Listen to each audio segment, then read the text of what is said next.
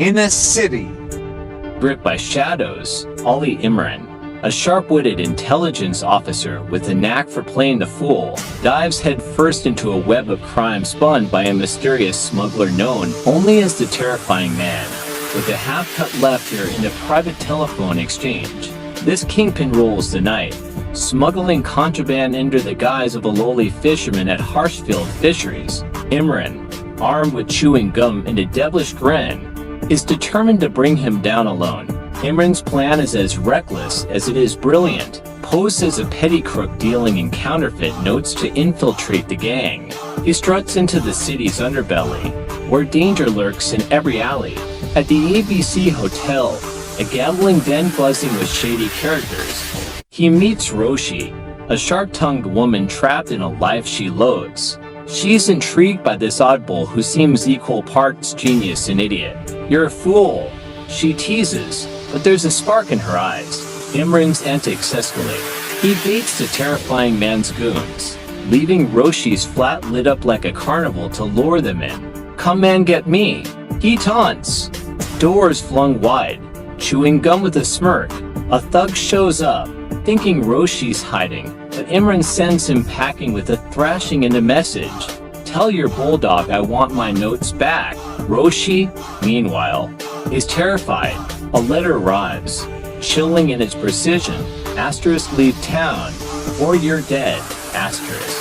It's from the Terrifying Man himself, and he's returned Imran's stolen packets of fake notes. Roshi's stunned when she realizes the delivery boy is the half-eared fisherman Imran's been hunting, who asterisk or asterisk you. She demands, but Imran just winks. A gentleman, raised right by mommy and daddy. The stakes skyrocket when a taxi ride turns deadly. A goon hidden in the car's spare tire compartment presses a gun to Imran's neck.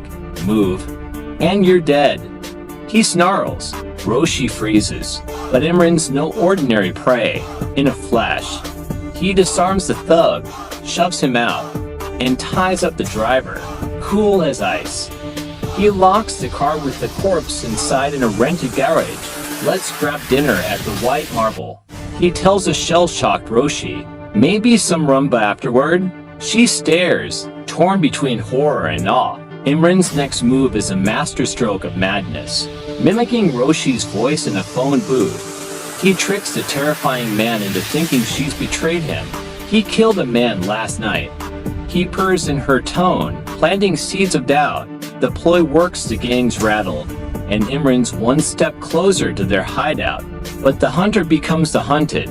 Lured to a desolate spot, Imran's ambushed and wakes up in a lavish room, face to face with four masked men in black overcoats. Their leader sneers, flipping through a dossier. Ali Imran, M.Sc. Ph.D. Central Intelligence Bureau. "Spill your secrets, or you're done." Imran shrugs, unfazed. "You're mistaking me for someone important. I'm just a guy who likes gum." Locked in, Imran knows morning brings torture or worse. He spots a coil of rope and hatches a wild plan.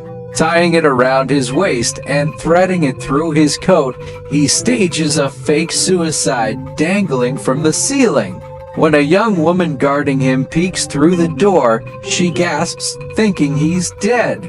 She unlocks the room, and Imran pounces, gripping her neck. When do they return? He growls. Trembling, she spills 3:30. She's alone, desperate to escape the gang's grip. "I'm done with them," she whispers. Imran locks her in her room, promising salvation if she cooperates.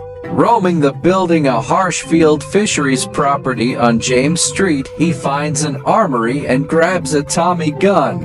Then, in a stroke of twisted genius, he slaughters a duck, using its blood to create a trail from his suicide room to the armory. At M, the gang returns, led by the masked Terrifying Man. Seeing the bloodied rope and empty room, they follow the crimson trail to the armory. As they rush in, Imran slams the door, trapping 9 of them. His laughter echoes in the dark. What's the plan now, boys?